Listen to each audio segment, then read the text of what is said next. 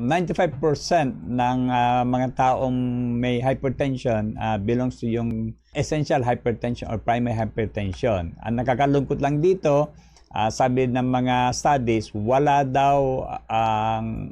dahilan na alam nila. Pero ako personally, ang paniwala ko po is yung kakulangan ng tubig ang sanhi.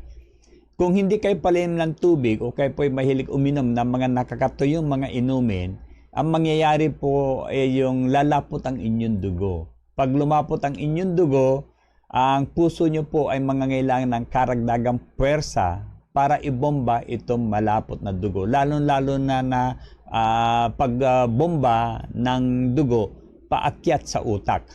Ang utak po natin ay nandun sa pinatuktok na bahagi ng ating katawan. So para ho yung tangke ng tubig na nilagay nyo dun sa tuktok ng building. So yung pump po ay mangangailangan ng karagdagang puwersa para maitulak paakyat.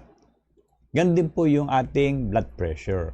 So ang magandang solution po dyan ay uminom kayo ng sapat na daming tubig, which is 50 ml per kilogram body weight per day.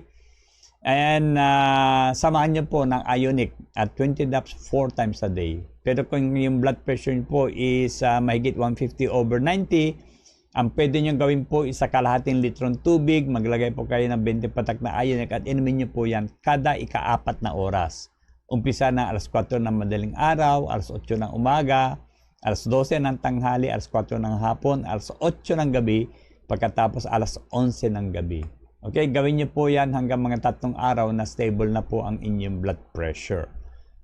At isa pa is yung magnesium na nandun sa ionic mineral drops po ay isang natural na anti-hypertensive. Kasi ang ginagawa niya, it acts as a vasodilator.